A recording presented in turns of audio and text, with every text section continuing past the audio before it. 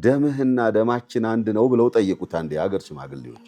አዎ ብሎ ደሙን ቆርጦ አሳያቸው። ጸረ ሐቅ የሆነ ወገነኝነት ካሳየህ አንተ ከአላህ ጋር ያለ አላቃ ይበላሻል፣ ግንኙነት ይበጠሳል ማለት ነው። ብዙዎችን ስታስተባብር ስታዛምድ ክብርህ ይሰፋል። አንተም በስልጣንም ቢሆን በጉልበትም ቢሆን በሀብትም ቢሆን እኛ ችግራችን ይሄ ነው። እስላምን ቀብረን ራሳችን ወድቀን እንደገና ደግሞ ሌሎቹንም አከሰር ናቸው።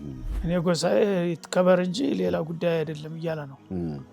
ይሄ ከሆነ ደግሞ ጉዳይ አይደለም እስላምን ጉዳይ አይደለም የምትል ከሆነ ሄድ እንደፈለክ ማለት ነው። አንተ ስተጣላህ ድረስ የፈለገው ይሁን አንተ ጋር እቆማለሁ ማለት አትችልም።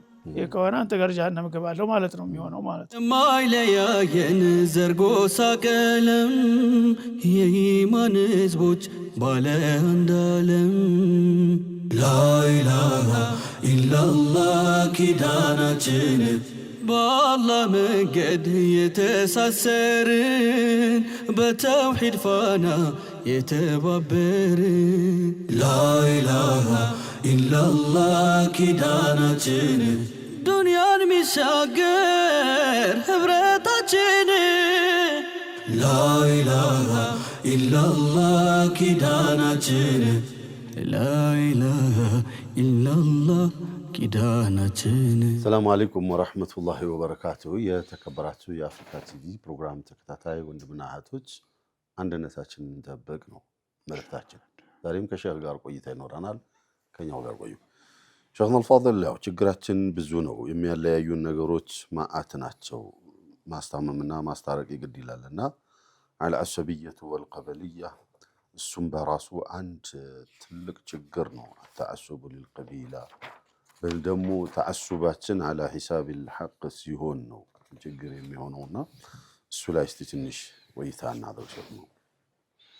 አልዐሰብየቱ ወልቀበልያ ወገናዊነት ወይም ጎሰኝነት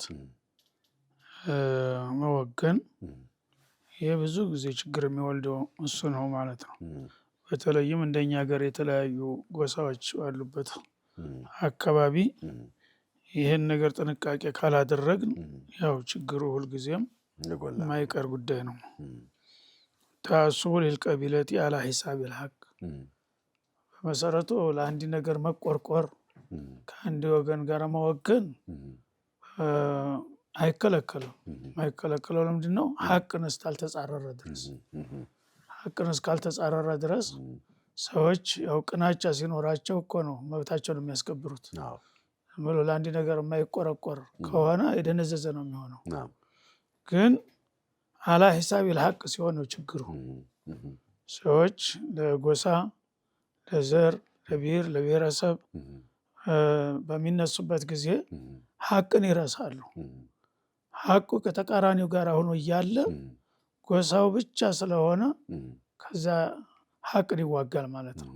እሱ ላይ ነው ችግር የሚመጣብን ማለት ነው። እና ሐቅ መጀመሪያ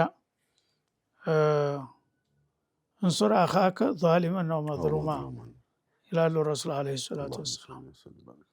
በጃሂልያ የሚባል ነበር ይህ አባባል። ወንድምህን በዳይም ሆኖ ተበዳይም ሆኖ እርዳው የሚል መርህ ነበረ፣ ገና ነብዩ ሳይመጡ በፊት ልማዳዊ አነጋገር ማለት ነው። ያ በቀጥታ ነው ትርጉሙ ማለት ነው። ያንተ ወገን እስከሆነ ድረስ ሰው ሲደበድብ ካገኘህ ለምን ብለህም መጠየቅ የለብህም። አብረህ ደብድበው ወገንህ እንዳይጠቃ ማለት ነው የሚል ነበር። ነቢዩ ሲመጡ ግን ዓለይሂ ሰላቱ ወሰላም እንሱር አኻከ ዛሊመን አው መዝሉማ ቃሉን እንዳለ ተቀበሉት። ቃሉን ወንድምህን ወገንህን መርዳት አለብህ በዳይም ቢሆን ተበዳይም ቢሆን ሲሉ እንዴ አሉ ሰሃቦች። ምን ማለት ነው? ይሄማ ወትሮ የነበርንበት እኮ ነው። እና ሰውየው አንድ ሰው ቢበድለው አንሶ ደግሞ ሌላው ተጨምሮ ደብድበው እንዴ ሲሏቸው አይደለም አልገባቸውም አሉ። እና ይህን ወንድምህን እርዳው ነው እኮ ያልኩት። በዳይም ተበዳይም ሆነህ ወንድምህ ተበድሎ ተጠቅቶ ከሆነ አንተ ጥቃት ተከላከልለት፣ ወንድምህ ነውና የዲንም ወንድም የአካልም ወንድም ቢሆን ማለት ነው። እሱ በዳይ ከሆነስ እሱን ያዘው ማለት ነው። አበድክ እንዴ ምን ነካህ? እንዴት ሰው ያላግባብ ትበድላለህ ብለህ እሱን ስትይዘው ረዳኸው ማለት ነው። ነስር ነው ለሱ። አዎ ለሱ እየረዳኸው ነው በእጅ አዙር። ለምን ያለ አግባብ ሲበድል የዛ ወገን ደግሞ ተነስቶ እሱ ላይ ጥቃት ይፈጽማል ማለት ነው። ታደግከው ታደጋ ማለት ነው። እንደገና ደግሞ በአኸራ ይጠየቃል በዙልም ሰው ላይ ጥቃት አድርሷልና ያ ነገር እንዳይሆን በቀጥታ እሱ ተበዳይ ሲሆን በዳዩን ተከላከልለት። በዳይ ከሆነ ራሱ ግን ወንድምህ እሱን ራሱን መያዝ አለብህ ማቆም አለብህ ማለት ነው እንጂ አብደ ደብደበው ማለት አይደለም ብለው አብራሩ ማለት ነው። ስለዚህ በዚህ መሰረት አንድ ሰው ወገኑ የሆነውን ነገር ወገኔ ነው የሚለው መለኪያ ማድረግ የለበትም። ይሄ የኔ ወገን የሆነው ሰው ከሌሎች ጋራ ምን እየሰራ ነው? እሱ በዳይ ሆኖ ነው የተሰለፈው ተበዳይ ሆኖ? ይሄንን እናጣራ መጀመሪያ ማለት ነው። እና ሐቁ ከሌሎች ጋራ ከሆነ ይህን ሰውዬ መከልከል አለብህ፣ ያንተን እብድ መያዝ አለብህ ማለት ነው እንጂ አንተ ስተተጣላህ ድረስ የፈለገው ይሁን አንተ ጋር እቆማለሁ ማለት አትችልም። ይሄ ከሆነ አንተ ጋር ጀሃነም እገባለሁ ማለት ነው የሚሆነው ማለት ነው። شيخنا التعصب أو العصبية النبي صلى الله عليه وسلم ليس منا من دعا إلى عصبية بلو በዚህ ደረጃ ዓሰብያውን ጠልተውታል። ምንድነው የመጠላት መሰረቱ ሊያስከትለው የሚችለው ጉዳት? ይሄ ትልቅ ከባድ አነጋገር ነው እና በዘረኝነት የተጠመደ ሰው ሁልጊዜ በዘረኝነት ብቻ የሚያንዘረዝረው ከሆነ የኛ ሰው አይደለም፣ ከህብረተ እስላም የወጣ ነው ማለት ነው። ከህብረተ እስላም አዎ የሙስሊሞች አባል አይደለም እያሉ ነው እኮ። ቀላል ነገር አይደለም ማለት ይሄንን ነገር ማተተው ከሆንክ በዘረኝነት ሁልጊዜ አንተ የምትረብሽ ከሆነ ይሄ የኛ ሰው መስፈርትን አላሟላም፣ የሙስሊም አካል አይደለም እያሉ ነው ነብዩ አለይሂ ሰላም። ኢማንን እስከ ማጣት ልትሄድ ነው ማለት ነው። ይሄን ነገር በቋሚ መልኩ ዝም ብለህ የምትቀጥል ከሆንክ ስምህ ሙስሊም ቢሆንም የኛ ሰው አይደለም ከማህበሩ ተሰርዘሃል እየተባለ ነው። ይሄ በጣም ከባድ የሆነ አገላለጥ ነው ማለት ነው። ወደ አሰብያ ወደ ዘረኝነት ወደ ጎሰኝነት የኛ ሰው የሆናችሁ የነገሌ ጎሳ ብሎ ይሄንን የሚያቀራራ ካለ ከሙስሊምነቱ ተሰርዟል እና ወደሚሄድበት ይሄድ እየተባለ ነው ማለት ነው። ለምን አስሉ የሙስሊም አስሉ ኢነመል ሙእሚኑነ ኢኽዋን ያን አስል አፍርሶታል ነው።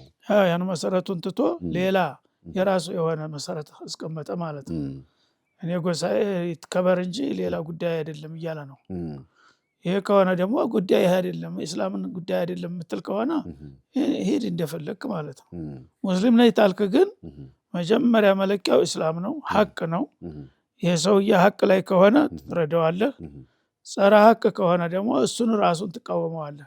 ከጥላትም ጋር ሆነህ ይሄ ወገንህን ወንድምህን ከጥላትም ጋር ሆነህ ሐቅን እንዲያከብር ታረጋዋለህ ማለት ነው ሙእሚን ከሆንክ። ሸኽና ይሄው ጎሳዬን ማወቅና ጎሳዬን ማክበር ጎሳዬን ማብቃት ሌላ ነው። ጎሰኝነትና ብሔርተኝነት ደግሞ ሌላ ነው።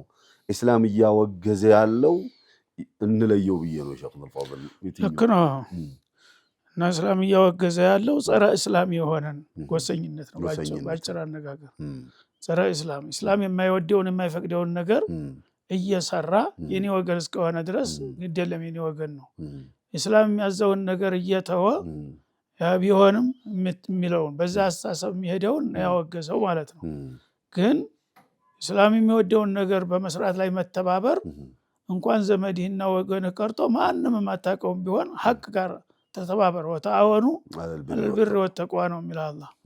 በኸይር ነገር ላይ አላህን በመፍራት ላይ ተባበሩ ሁላችሁ እና ወገንም አያስፈልግም። ኸይር ነገር ላይ ሁሉም ከአላህ ምንዳ ለማግኘት ስለሆነ አላማው የጌታን ትእዛዝ መፈጸም ስለሆነ እገሌ ተጎን ያለው ባዕር ነው ዛመር ነው የሚባል ነገር የለም። ጥቁር ነው ነጭ ነው የሚባል ነገር የለም። ሐቅ ከሆነ ሐቅ ንብረትህ ነው፣ የጋራ ንብረትህ ስለሆነ ሁሉንም ሐቅ ለማስተከበርና ለማስተባበር ያልተቆጠበ ጥረት ማድረግ አለብህ ማለት ነው።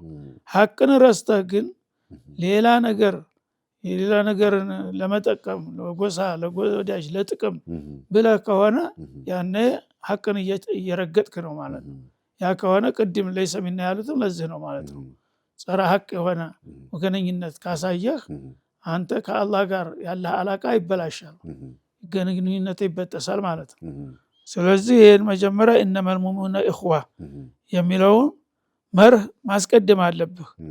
ለምን ተቅዲሙ ልንቲማኢ ልቀበልይ አላ ራቢጦት ልኢማን ተኢማን ማስተሳሰሪያ ማጣመሪያ ትተህ የጎሳን የዘርን ማሰባሰቢያ ተመረጥክ፣ ያኔ ነው አደጋ የሚመጣው ማለት ነው። ኢዘን አጎሰኝነት ሲመጣ ብዙ ጊዜ የኔ ጎሳ ከንተና ጎሳ ይበልጣል፣ የኔ ጎሳ ከንተና ብሔር ይበልጣል ወደሚለው እንትን ነው ሚዛን ነው ልንገባ የምንችለው። ኢስላም ደግሞ ትልቁ የሚያወግዘው እሱን ነው።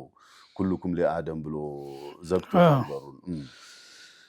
አሁን እንግዲህ ይሄ እንደው ለማንም ሰው እኮ አቅል ላለው ሰው አቁል አይደለም እኔ ጎሳ ከሌ ጎሳ ይበልጣል ማለት ምን ማለት ነው? ይህ አግባብ አይደለም። ሁላችሁም የአደም ናችሁ፣ አደም ተአፈር ነው የመጣው ብለው ነው ባጭሩ ያስቀመጡት ረሱል ዓለይሂ ሰላቱ ወሰላም። ስለዚህ ማን ነው አንተን የበላይ ያደረገህ? ምናልባት በኑሮ ደረጃ ልትበልጥ ትችላለህ፣ በተለያየ ሙያ ልትበልጥ ትችላለህ። ያ የሙያ ጉዳይ ነው። ያንን የሙያውን ጉዳይ እንዳውም ለአጠቃላይ ለማህበረሰቡ ግብዓት እንዲሆን ነው ማድረግ ያለብህ። የግል መከበሪያ ማድረግም የለብህም ማለት ነው። ያ ጉልበት በፈጠርክ ቁጥር አንተም የበለጠ ክብር የምታገኘው በብዙ ስትታቀፍ ነው፣ በጥቂቶቹ ሳይሆን ማለት ነው። ብዙዎችን ስታስተባብር ስታዛምድ ክብር ይሰፋል። አንተም በስልጣንም ቢሆን በጉልበትም ቢሆን በሀብትም ቢሆን ሁልጊዜ አንተ ሰፊ በሆንክ ቁጥር የበለጠ ማዕረግ ይጨምራል እንጂ አይቀንስብህም። ራስህን ስታጠብ ግን እነዛ ተወሰኑ ጥፋተኞች ጋር ትቆምና ሌላው ይበላሃል እንደገና ነገ ዙሮ ማለት ነው። እንደው በዚሁ በዱንያው እንኳ ቢታይ ማለት ነው። በአኸራ ደግሞ የአላህን አማና ስለጣልክ የበለጠ ተኮናኝ ትሆናለህ። አላህ ሱብሓነሁ ወተዓላ አማና አድርጓል። የሰው ልጆች ሚዛናችሁን ጠብቃችሁ ተባብራችሁ ተከባብራችሁ ኑሩ ብሏል። ያንን ነገር ከጣስክ ራስህንም ሌሎችንም ታጠፋቸዋለህ። ሰዎች ደግሞ ያላግባብ ሲጠቁ ዝም ብሎ አያይሁም እኮ እነሱ ማጠፋ ምላሽ ይሰጣሉ። ያኔ ተያይዞ መጥፋት ይሆናል ማለት ነው። እንደው ይሄ ሸኽና ይሄ እኩልነት ሰውነት የሚለው ፍጹም የእስላማዊ መርህ ነው። የምዕራባውያን መርህ ደግሞ ስናየው እኩልነት ሳይሆን ያለው የነሱ ጋር ትልቁ የሚባለው አይሁዳውያኖች ናቸው። ሌላው እርሶ በብዛት እንደሚሉት አረም ነው፣ ከዚህ ዓለም መወገድ አለባቸው ብሎ ነው የሚያስቡት። በተለይ አፍሪካውያንን ይህንን ያመጣው በብዛት ከእርሶ ስለምሰማው ነው።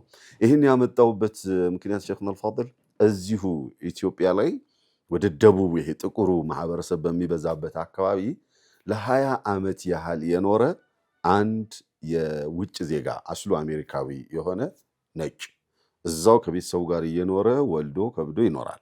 ሁሌ ሲያስተምር አንድነን ነው የሚለው። እነዛ ጥቁር ዜጋዎች ግን አንድነን የሚለው ቃል አልተዋጠላቸውምና ደምህና ደማችን አንድ ነው ብለው ጠየቁት። አንድ የሀገር ሽማግሌዎች አዎ ብሎ ደሙን ቆርጦ አሳያቸው። ቀይ ነው፣ ተመሳሳይ ነው።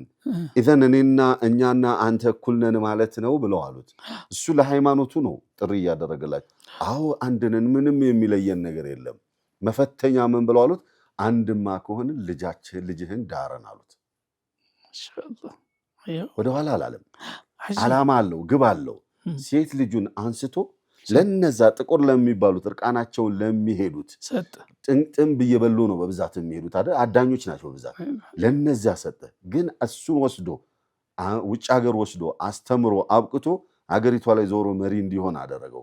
ይህን ማለት የፈለግኩት ምንድነው ሼኽና አልፋድል ኢስላም አስሉ ላይ ሲያስተምር ላ ፈድለ ሊዐረብይን አላ አዕጀምይ ብሎ ይህንን በጣም ጥሩ የሆነ ኮንክሪት ወይንም መሰረት ነው የጣለው። ያንን መሰረት ጥለነው ትተነው ስናበቃ አሁን ፈሸል ላይ ነው ያለ ነው። እነሱ ግን የኢስላምን መርህ ወስደው ሲያበቁ ወደ ዲናቸው መጥሪያ ነው አድርገው ያሉትና ይህን በደንብ ልንገነዘብ የሚገባ መሰረት ይመስለኛል። ሼኽ ነው በጣም እነሱ በቃ ኢስላምን ጊዜ ለራሳቸው ጊዜያዊና ግላዊ ጥቅማቸውን ለማስከበር ሲሉ የኢስላም መርሆች ይኮርጃሉ። ኢስላም መርሆች ይኮርጁና በሚፈልጉት መልክ እንደገና ሰዎችን አታለውና አንገዋለው ወደሚፈልጉት ግብ ይወስዷቸዋል ማለት ነው። እንግዲህ ያ ለሴራ ነው፣ ሴራ ነው። ለጊዜው እንግዲህ ያልገባው ሰው ደጎች በቃ ታማኞች እነሱ እኮ እኛን ያከብሩናል ብሎ ይታለላል ማለት። እነሱ ግን ኢስላምን ተላይ ቅርፍቱን የተጠቀሙት ማለት ነው። ውስጡን ግን አንኳሩን አልፈለጉትም። ይሄ እንግዲህ በዚህ እንኳ ደረጃ ተጠቀሙበት ማለት ነው መርሁን ስለተወሰደ እና ሙሉውን ቢወስዱት ኑሮ ምን ይሆን ነበረ? እስቲ አሁን እንግዲህ ተኸየል ለምሳሌ ምዕራባውያን እንደው አሁን አላህ ፍቃዱ ሆኖ ቢሰልሙ እስላምን ተግባራዊ እናደርጋለን ቢሉ ሸሪዓ ቢያውጁ ምን ይሆናል? በሙሉ ጥቅልል ብሎ ሁሉም እነሱን ያጨበጭባል ማለት ነው። ሙስሊሙ ጭምር ራሱ ትልቅ ደስታ ነው የሚያገኘው ይሄን ቢያደርጉ ማለት ነው። እነሱ ግን አያደርጉም። ይሄን ቢያደርጉ ዙሮ እንደገና እነሱን የበላይ አድርጎ ለመቀበል ሙስሊሙ ወደ ኋላ አይልም። ለምን እኔ የንብረት የኔ አይደለም ወይ? ለምን እኔ እንደዚህ ተባብሬና ተጠናክሬ እነሱ መገዳደር ለምን አልቻልኩም ብሎ ግን አይጠይቅም። ወኔ የለው ዞሮ ጭራ ነው የሚሆነው። አዎ ይሄ እንግዲህ ምንድነው የግንዛቤ ድህነት ማለት ነው። ግንዛቤያችን ስለደህየ የበታችነቱን ስለአመንበት በቃ ይሄ ነገር ሙስተሂል ዘባት አድርገን ነው የምናየው ማለት ነው። እነሱ ግን ተልባቸው እንኳን ሳይቀበሉት የሚጠቅማቸውን ለጊዜያዊ ጥቅማቸው ግባት የምትሆነውን ነገር ቀንጨብ አድርገው ይወስዱና አበለጭ ልጨዋት ቀለም ቀብተዋት ምን ብለዋት ስልጣኔ የሚል ስም ይሰጧትና ያን ነገር መልሰው አንተ ላይ መጥተው ይጭኑታል ማለት ነው። አንተ ግን ትልቁ ማዕዲን ውስጥ ያለ አልተጠቀምክበትም፣ አላወቅክበትም። ስለዚህ ያላወቁ አለቁ ይባላል። ታላወቀ አንድ ሰው ምን ፋይዳ ያለው? ለምሳሌ አሁን አንድ ሰው ወርቅ ዝም ብሎ የሚብለጨለጭ ነገር ወድቆ ቢያገኝ ወርቅን የማያውቅ ሰው ምን አይነት ድንጋይ ነው ብሎ ነው ትቶት የሚሄደው። ወይም ደግሞ ቢያነሳው እንኳን በቃ አንድ ሰው አንድ ብር ልግዛ ቢለው ይሸጠዋል። የሚያውቀው ሰው ግን ያን ነገር ዋጋ ይሰጠዋል ማለት ነው። ምን ያህል እንደሚጠቅመው ያውቃል።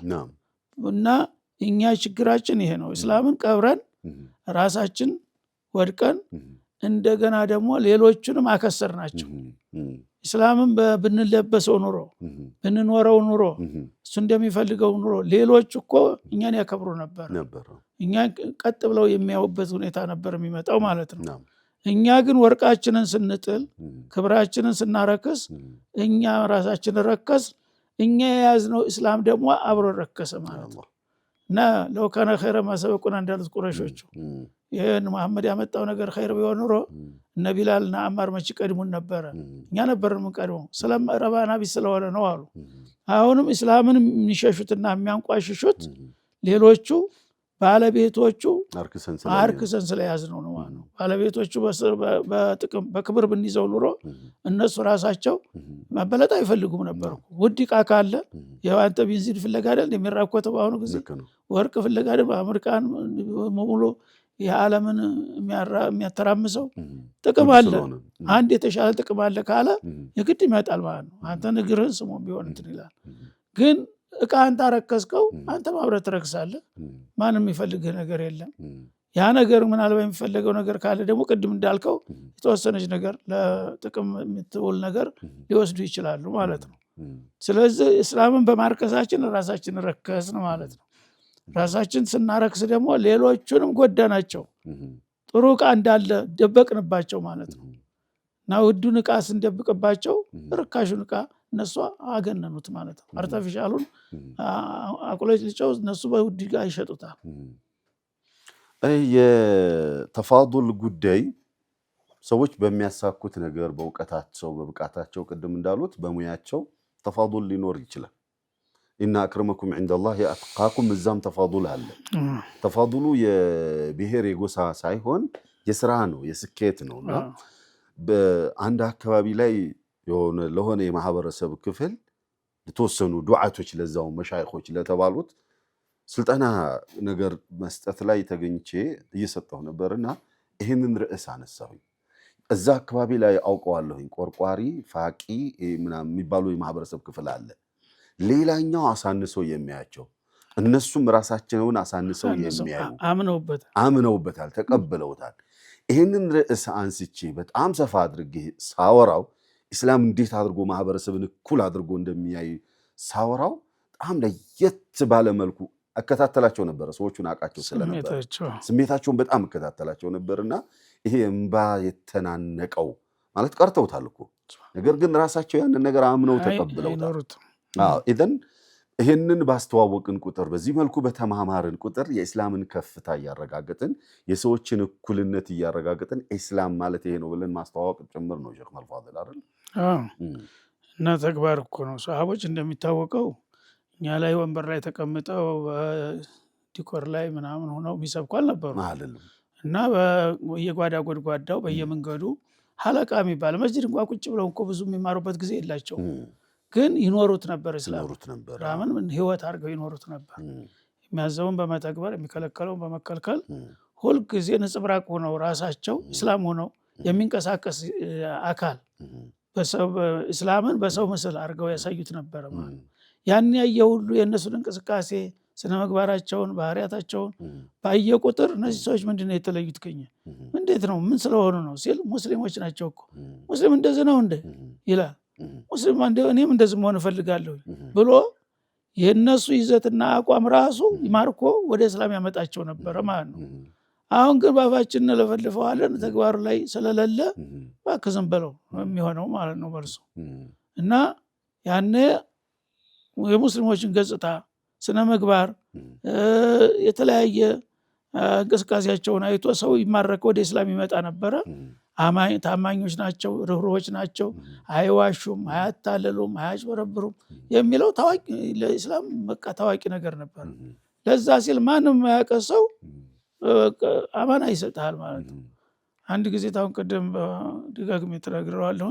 የዛሬ 30 ዓመት በፊት አዲስ አበባ 8 መስጂዶች ነበር ያለው ጁሙዓ መስጂድ 8 መስጂዶችን 8 ቡድን ተቋቁሞ በናጅ ሳኒ ጊዜ አላህ ይራማቸው እዛ እየተመደቡ ሁለት ሰው በየመስጂዱ ጁሙዓ ተኹጥባ በፊት ሄደን ኹጥባን እንትን እናደርጋለን።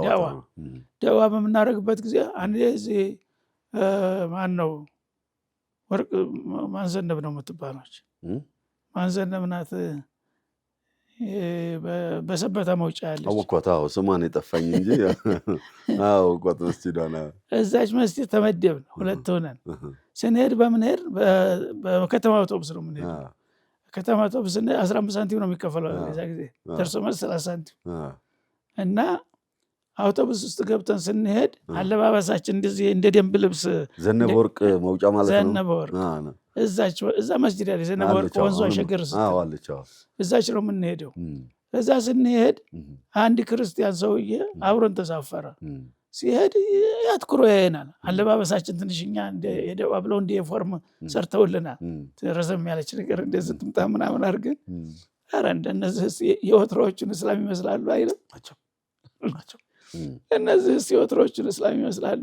ሽማግሌ ነው እንግዲህ እሱ ከ60 ዓመት 50 ዓመት በፊት ያያቸው ማለት ነው። እዚህ እንኳን ማለት ነው።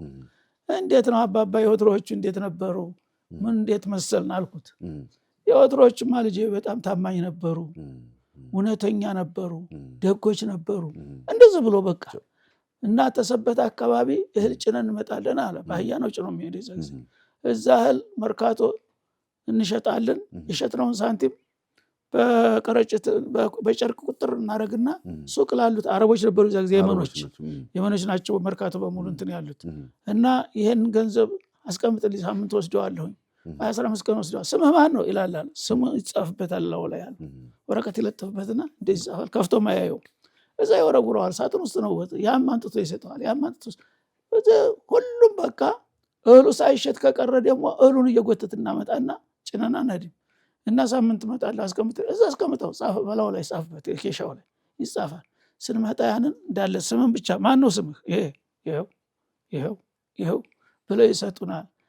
ዘመዶቻችን ያጎት ያክስቶቻችን ልጆች አሉ እዚህ መርካቶ አለ። ለነሱ አንሰጥም ነበር አለ። ለምን ዞር በል አላውቅም ነው የሚለኛል። ዘመዶቻችን አንድ ክርስቲያን ቤት አናስቀምጥም እንደዚህ አይነት ነገር ለነዛ ሰጥ ያውም እኮ የውጭ ዜጎች ናቸው አረቦች እዛ ጊዜ ተመልከ የመኖች ናቸው። እንደዛ ነበር። አሁን ግን እኔ እስላም ባለውን ነገር ተጎኔ እንደዚህ እያልኩኝ እየፈራው ነው መሄድ አይልም። በአካባቢያችን ያሉት እንዳው እናንተ እነዛን መሰላችሁ ላኢላሃ ኢላ አሁን ርዕሳችንን ጣልንና በዚህ ርዕስ ነው ዛሬ የምንነጋገረው አለ መስጂድ ሄደን ዛሬ ጉድ እንገራችሁ። ስንመጣ የተሰጠነ ርዕስ ይሄ ነበረ። እሱን ትተነዋል። እና የወትሮ ሙስሊሞች ሆነን መተናል ዛሬ። የወትሮ ሙስሊሞች እንዴት እንደነበሩ አንድ ሽማግሌ አስተማሩን አውቶቡስ ውስጥ። እና ለምንድን ነው እንደዛ መሆናችን የቀረው ብለን በዛ ላይ ተናገር በሰፊው ማለት ነው። እዚሁ እንግዲህ በአንድ ሰሞን ነው እኮ የሚቀየረው አንድ ትውልድ ማለት ነው። በአንድ ሰሞን ሰዎች ትውልድ ሀቅ ሲርቁ በአንድ ጊዜ ዲግሪ ነው እንትን በመቶ ረግጦ ይሄዳል ማለት ነው። አላሁ ሙስተዓን። የተከበራችሁ የፕሮግራማችን ተከታታዮች መጨረሻ ላይ ሼኽ የዳሰሷትን ነጥብ አንዘንጋት። የወትሮ ሙስሊሞች ምን ነበሩ? ከሰሃባዎች ጋር አገናኝተዋል። ኢስላምን ከማውራት አልፈው ይኖሩት ነበር። ዛሬ ደግሞ እኛ ቀፎ የሆነው ማውራት ብቻ ሆነ፣ መኖሩ ጠናን ነው። ወደ መስመሩ ካልተመለስን ይህ ማንነት ይቀጥላል። የተከበራችሁ የፕሮግራማችን ተከታታዮች የዛሬው ፕሮግራም እዚህ ላይ ያበቃል። በሚቀጥለው እስክንገናኝ ሰላም አለይኩም ወራህመቱላሂ ወበረካቱ። የማይለያየን ዘርጎሳ ቀለም የኢማን ህዝቦች ባለ አንድ ዓለም ላኢላሃ ኢላላህ ኪዳናችን በአላህ መንገድ የተሳሰርን በተውሂድ ፋና የተባበርን ላኢላሃ ኢላላህ ኪዳናችን ዱንያን ሚሻገር ህብረታችን ላኢላሃ ኢላላህ ኪዳናችን ላኢላሃ ኢላላህ ኪዳናችን